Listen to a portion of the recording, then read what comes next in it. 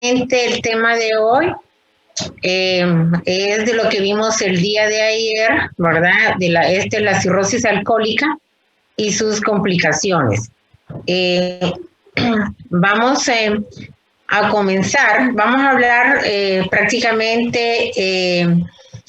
nos vamos a enfocar más que todo a cirrosis de etiología alcohólica, pero ustedes pueden ver que las causas de cirrosis pueden ser variadas, no solamente el alcohol, como vimos ayer, ¿verdad? Que no todos los pacientes que consumen alcohol van a desarrollar cirrosis, ¿verdad? Era como un 15%, pero va a depender de ciertos factores, como ya lo determinamos, del tiempo de que ingieren alcohol, qué tipo de bebida ingieren y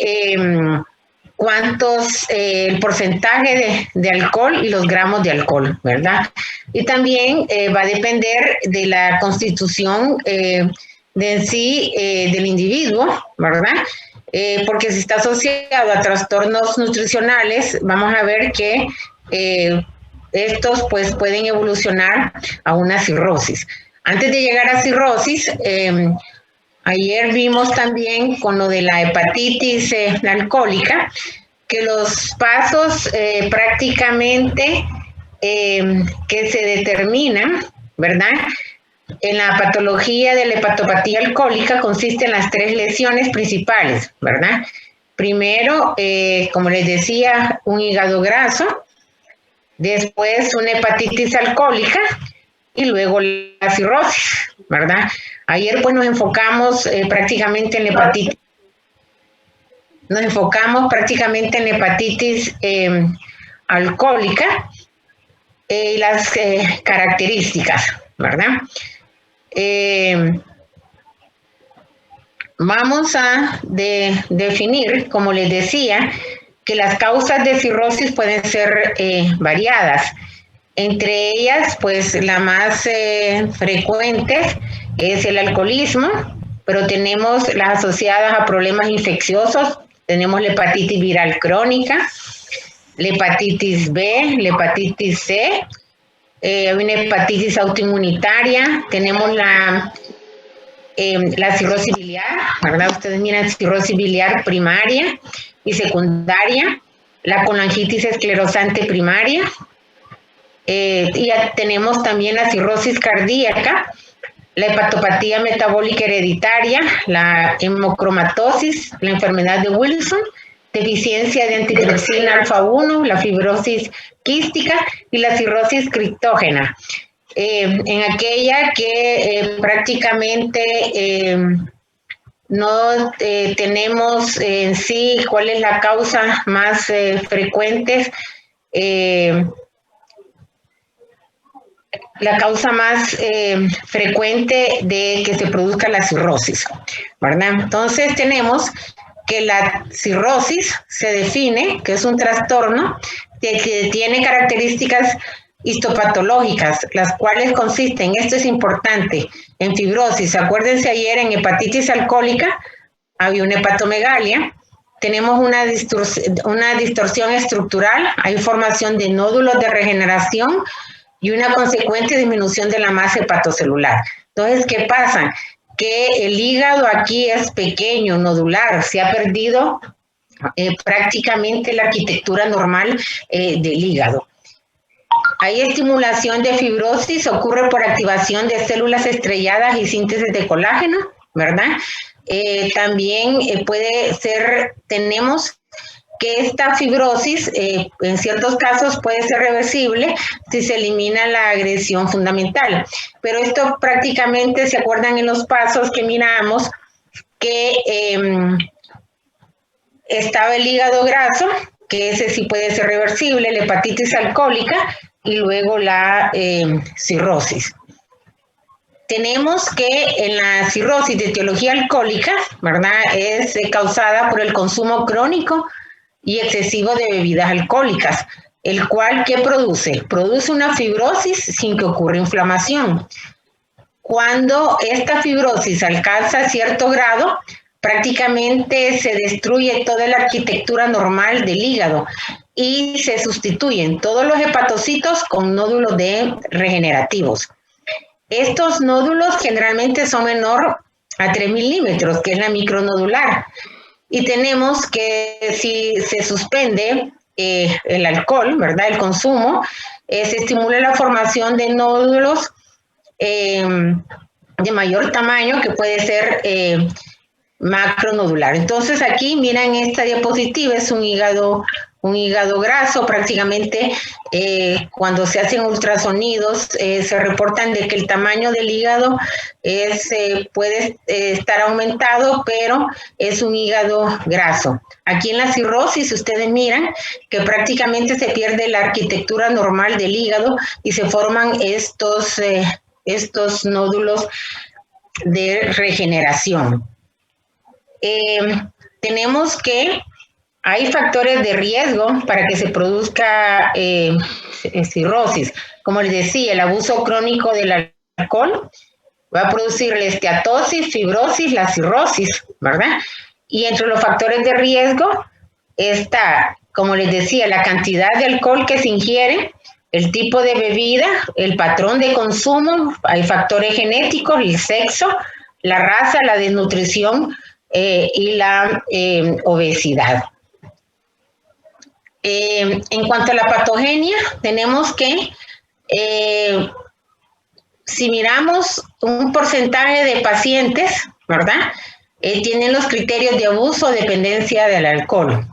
Y tenemos que la cirrosis alcohólica contribuye prácticamente un 40% de los decesos por cirrosis. Tenemos...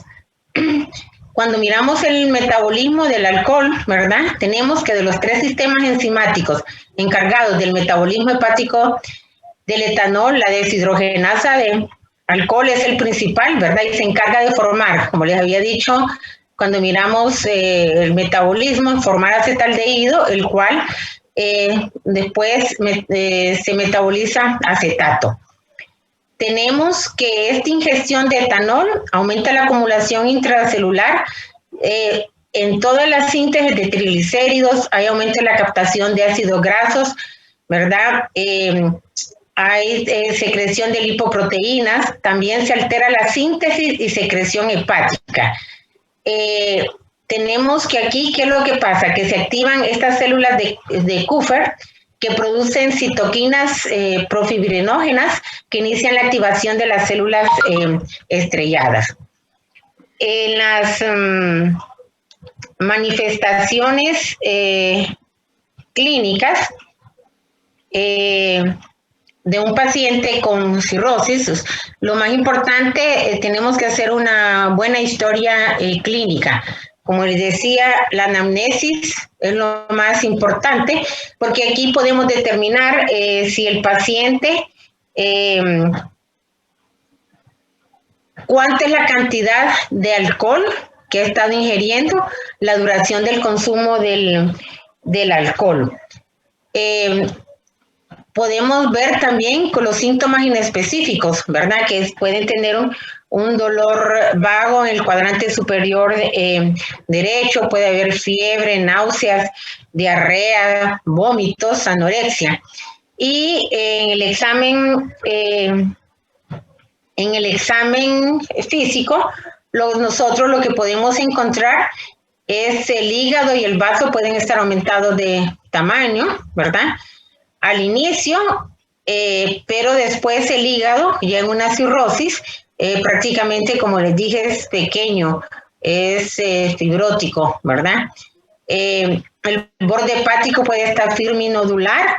Podemos encontrar tinte ictérico en piel y escleras, ¿verdad? Y después vamos a ver todos los estigmas de cirrosis, que tenemos el eritema palmar, la acropaquia, telangiectasia, disminución del vello corporal, ginecomastia, irregularidades menstruales en las mujeres. Ya vamos a ver cuando nosotros decimos que un paciente tiene estigmas cirróticos. Esta es la coloración amarillenta en la piel. Esta es el eritema palmar. Aquí tenemos la acropaquia, ¿verdad? la acropaquia. Este es el eritema palmar. Entonces, cuando miramos el tinte ictérico en escleras. Las otras complicaciones que podemos tener por un paciente que tiene una cirrosis de etiología alcohólica es anemia. Como les había dicho, la anemia aquí es una anemia de tipo megaloblástica, ¿verdad? Tenemos anemia por...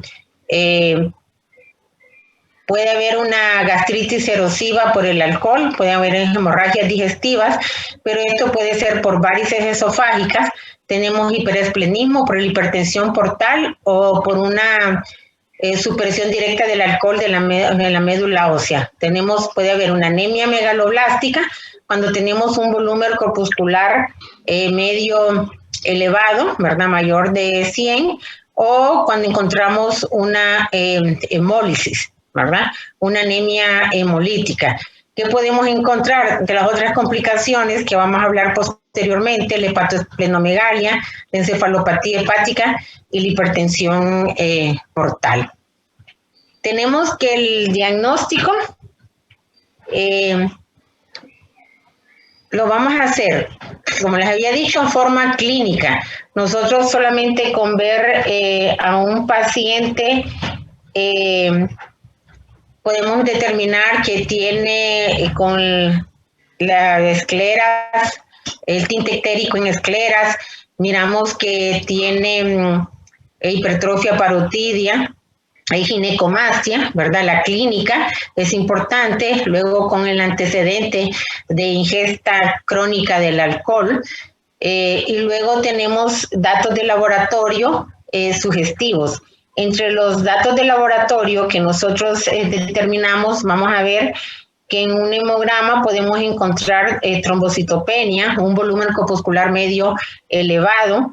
Si hacemos las bilirrubinas, prácticamente al inicio pueden ser, si el paciente tiene ictericia, van a estar aumentadas.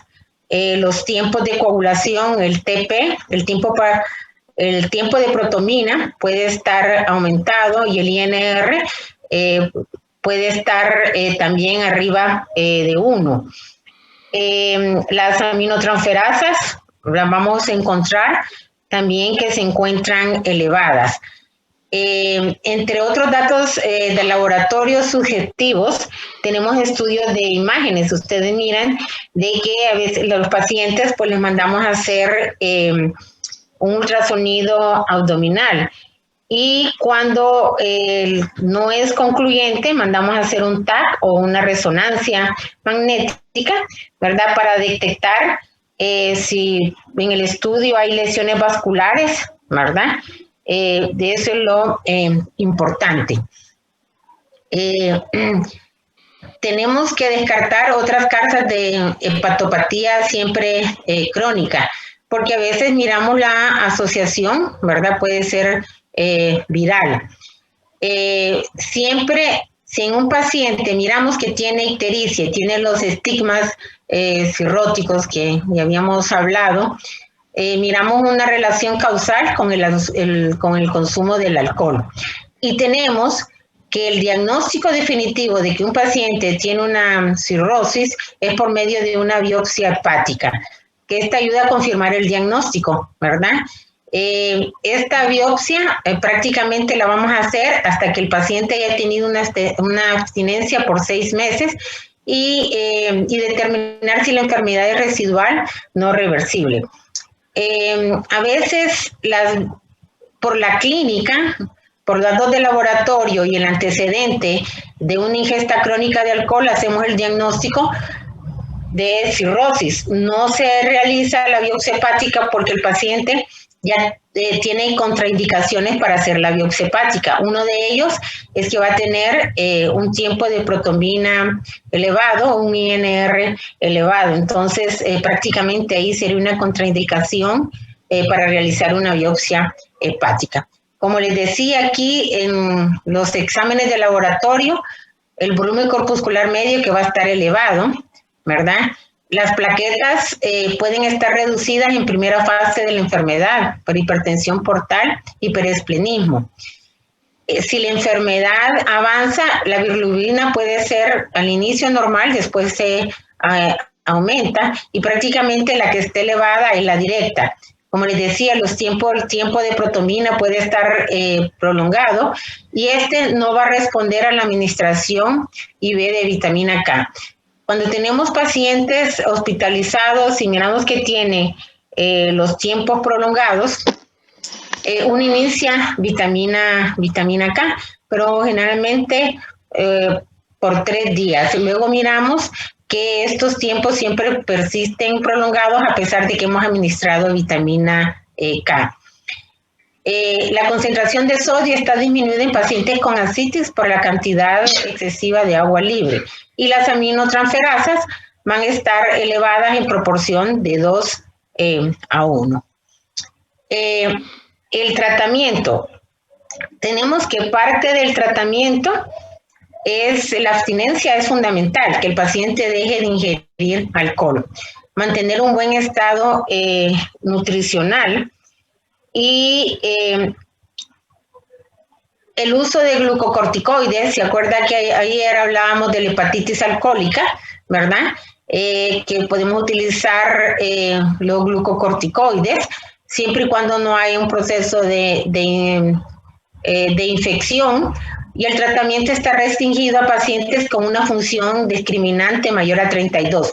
¿Cómo sacamos esta función discriminante? La fórmula es la bilirrubina total sérica más la diferencia en tiempo de protomina del paciente comparado con el testigo por 4.6. Si este es mayor a 32, ¿verdad?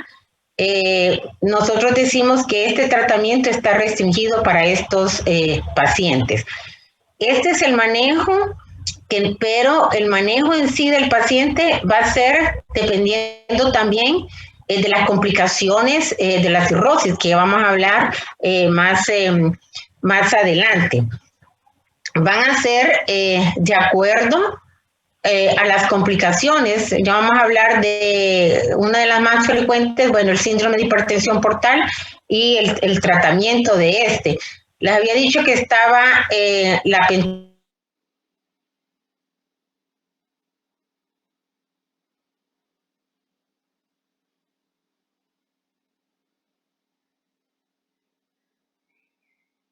el tratamiento nutricional es importante y hay otros fármacos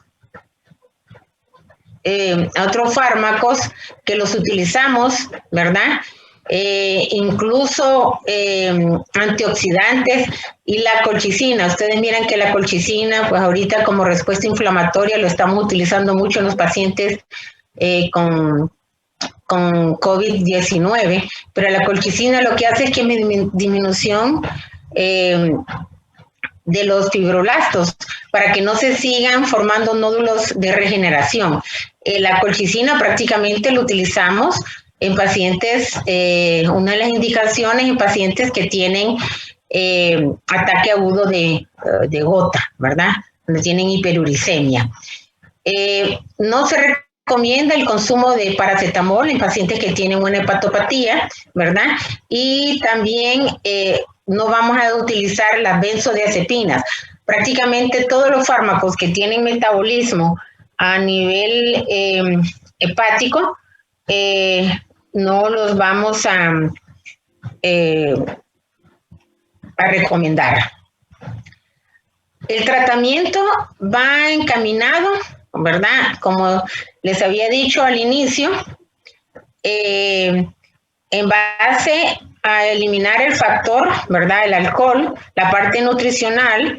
Si está en una hepatitis alcohólica, los esteroides, los glucocorticoides, la pentoxifilina, ¿verdad? Y el manejo más que todo a veces damos en la sala porque todos estos pacientes ya vienen con las complicaciones de la cirrosis. Entonces, ¿cuáles son estas complicaciones más frecuentes que tenemos? Tenemos la hipertensión portal. Tenemos en la hipertensión portal, vamos a dar manejo de las varices esofágicas, que vamos a hablar más adelante, una gastropatía hipertensiva portal, ¿verdad? ascitis.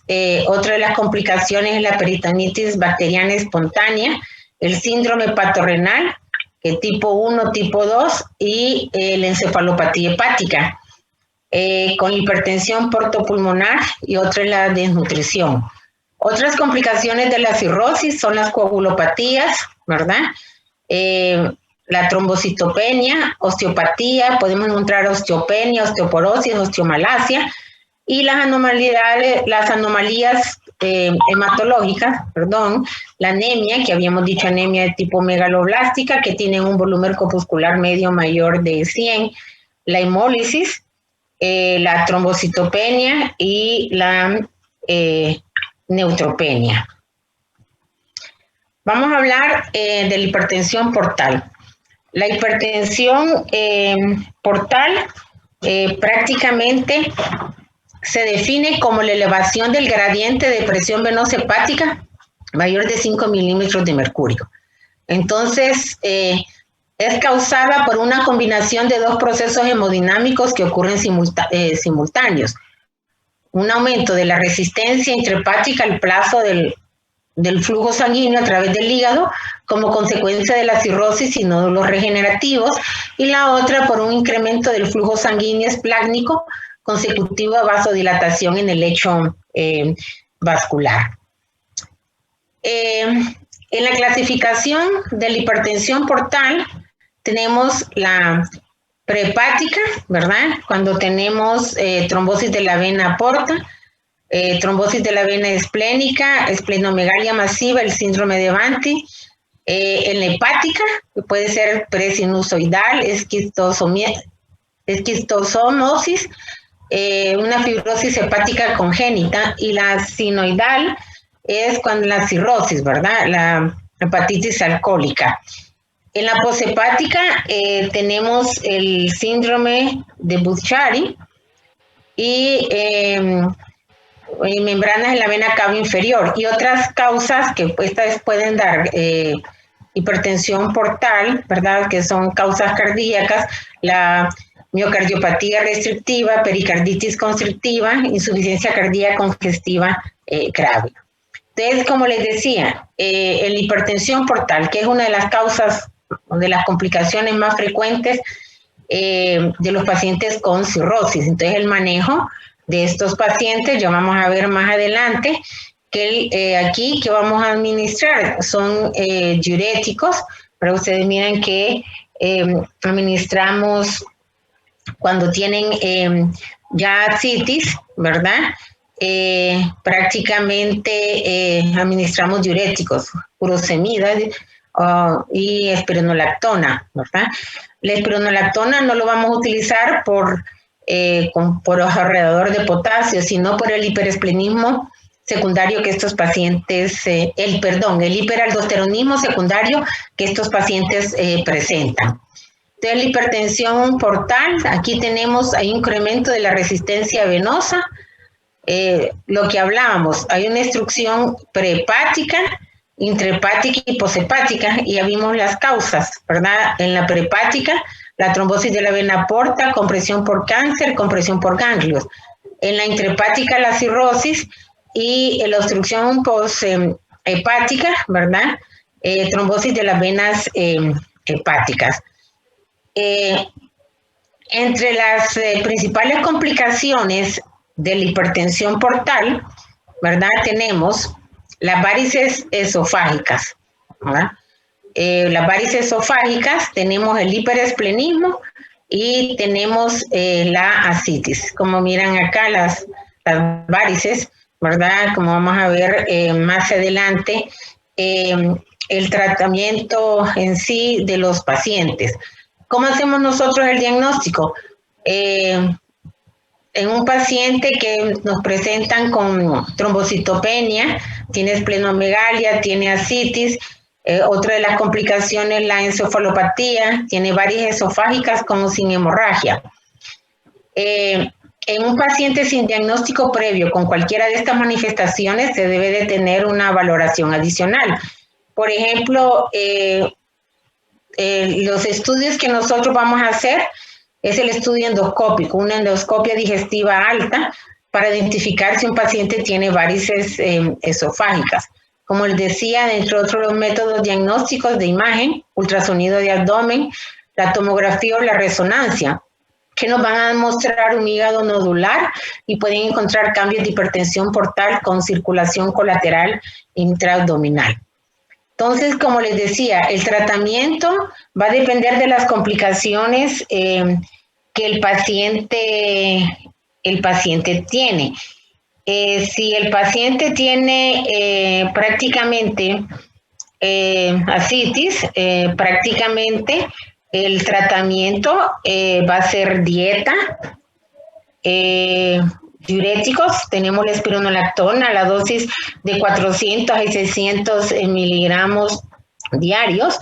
La furosemida, podemos dosis mayores de 120 miligramos diarios si no remite prácticamente una ascitis severa.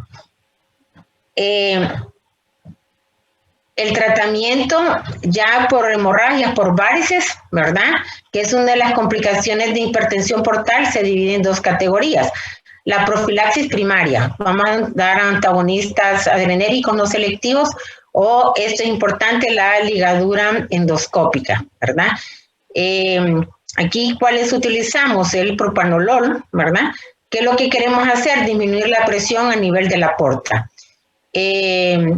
Y prevención de la recidiva de la hemorragia una vez que se ha presentado una hemorragia por varices.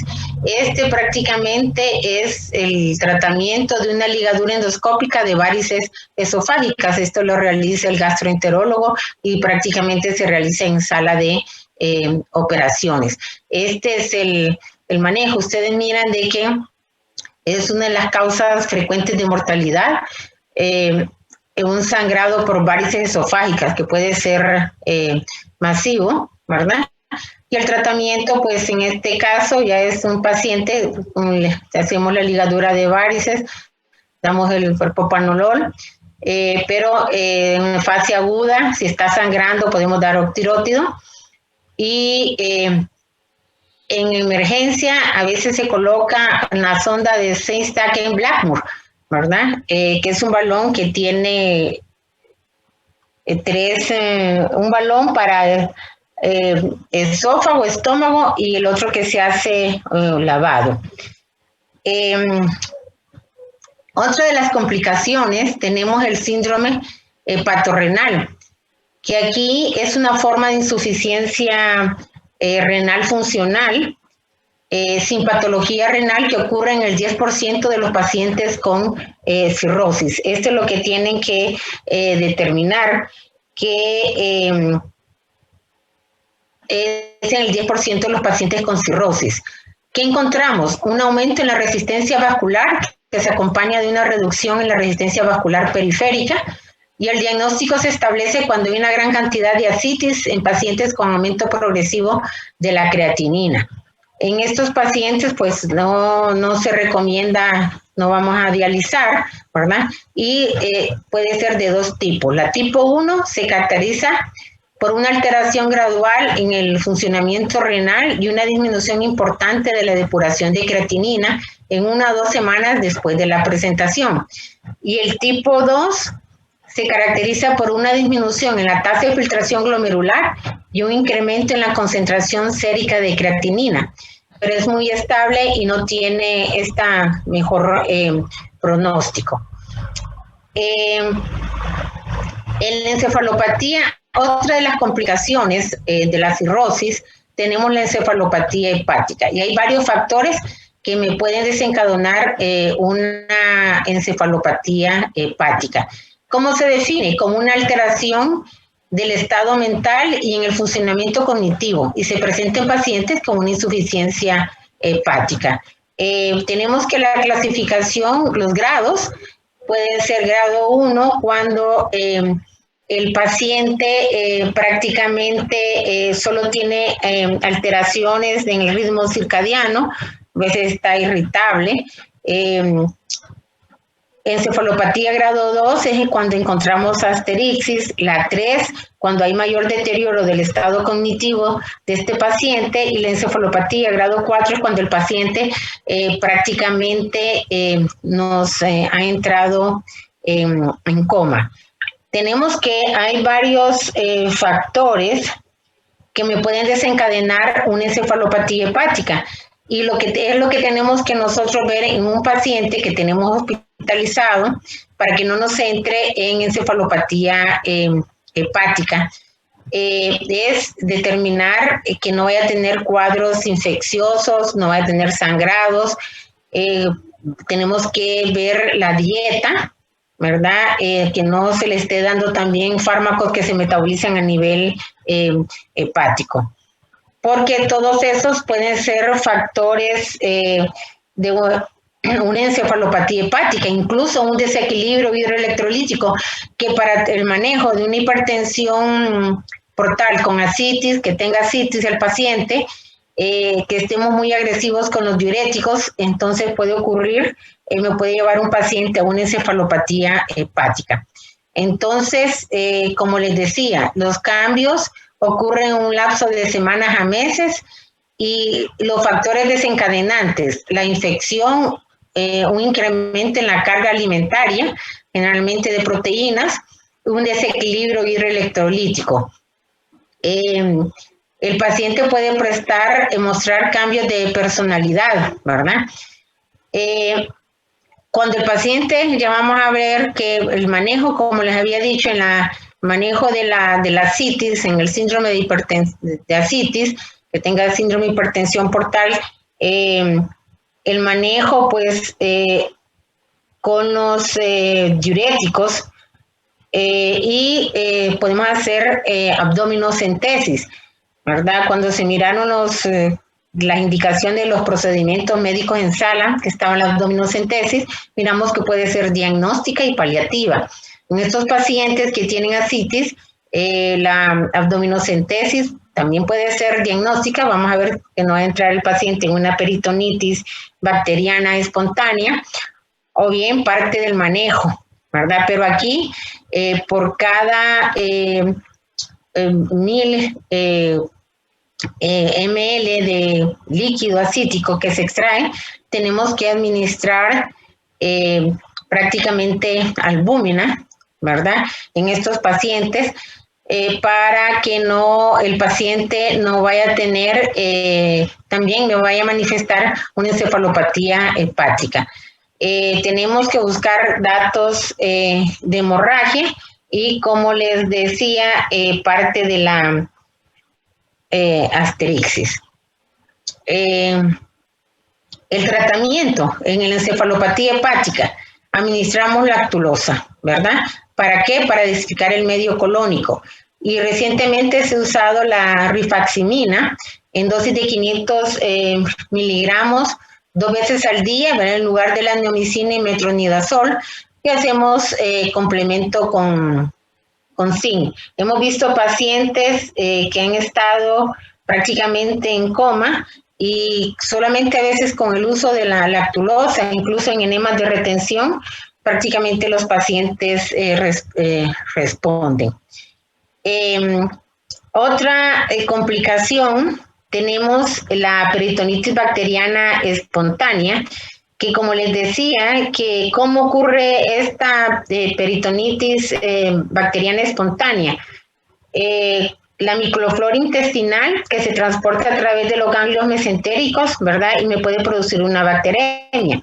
Las bacterias más frecuentes, el Escherichia coli, el Streptococcus viridans, el Staphylococcus aureus, el Enterococcus, ¿verdad? Entonces, si determinamos que hay 2 microorganismos, se considera una peritonitis bacteriana por perforación de vísceras. Aquí, ¿cuál va a ser el manejo? El manejo, vamos a utilizar antibióticos, y en los antibióticos van a ser cefalosporinas de tercera generación.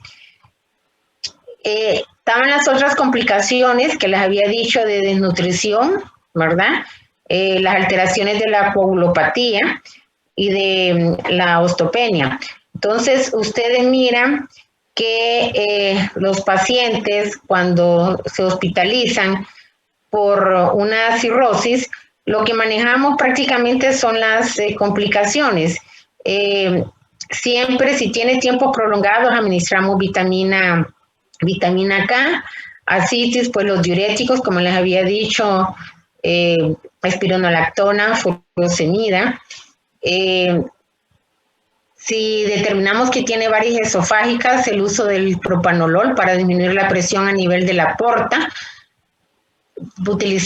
Vamos a dar ácido fólico, ¿verdad? Porque estos pacientes tienen anemia megaloblástica, y si está en encefalopatía, administramos lactulosa. También se les administra un protector gástrico en estos pacientes, y como les había dicho, que se puede utilizar colchicina para disminución de los fibroblastos, para que no se sigan formando esos nódulos de regeneración.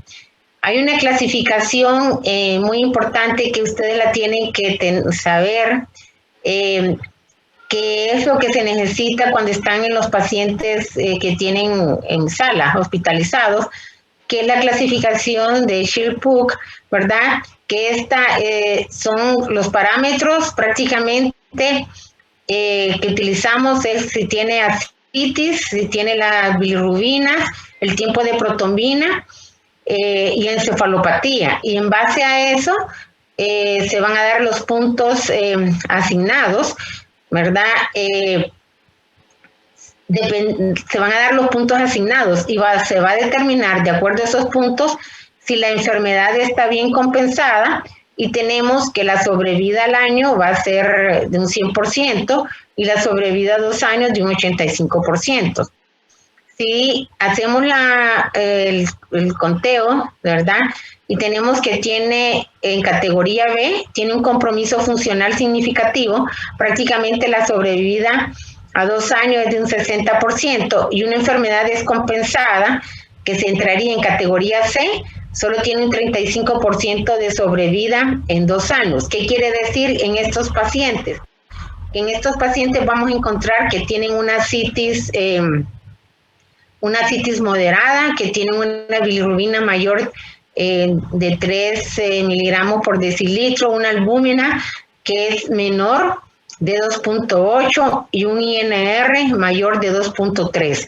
Y tienen el grado de encefalopatía, pueden tener un grado 3 y 4, ¿verdad? Eso es lo que siempre nosotros, pues, en las salas les decimos que siempre tienen que determinar en estos pacientes. Bueno, no sé si tienen alguna pregunta, ¿verdad? Este es prácticamente un resumen de la cirrosis y sus complicaciones y lo que vimos el día de ayer. Doctora, ¿cuáles son los criterios de ingreso para un paciente con cirrosis? Mire, los criterios es si nosotros tenemos un paciente que tiene, uno de los criterios es de las complicaciones crónicas, si hay historia de sangrado, si el paciente nos dice que ha tenido hematemesis o ha tenido melena y no ha tenido un estudio endoscópico, uno dice probablemente puede tener varices esofágicas, ¿verdad? Es importante ver la clínica de estos pacientes. Generalmente el estado nutricional de ellos es muy malo. Lo vamos a encontrar si tienen una ascitis importante que incluso les dificulta la respiración, ¿verdad? Y tienen un grado de encefalopatía.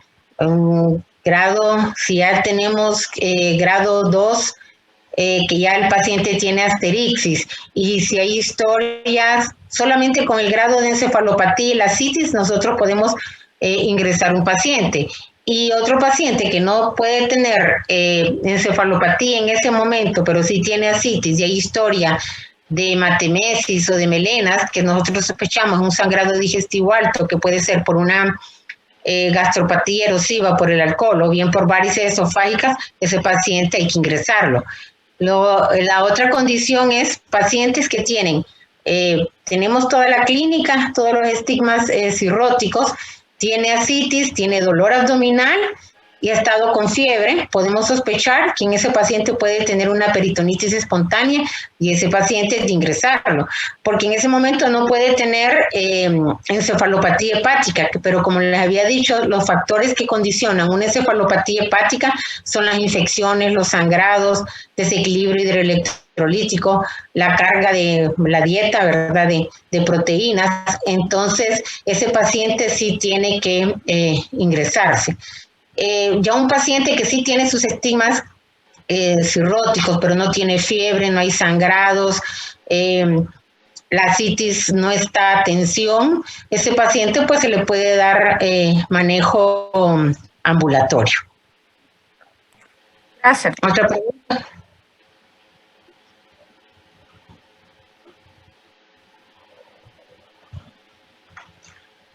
¿Está claro todo?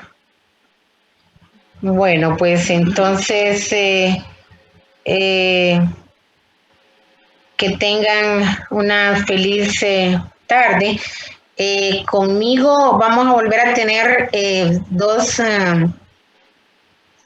temas más, que es el de hipertensión, crisis hipertensiva y choque séptico, que es el día 15 de junio y el 21 de julio, 21 de junio. Tengo entendido que el examen de ustedes es el 22, ¿verdad? No sé si alguien me puede decir si así está programado. Creo que es el 2 de agosto, doctora, para la segunda. No, pero para los de la... Sí, para los de la segunda rotación, el 2 de agosto. Para los de la sexta rotación.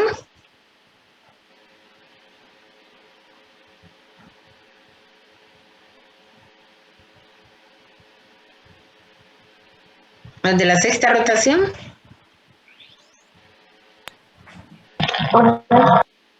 ¿Sí? El examen en el calendario lo tienen. La sexta rotación es el 22 de junio. Ahorita lo estoy viendo. ¿Verdad? Sí, el 22 de junio. Y este entonces, 23.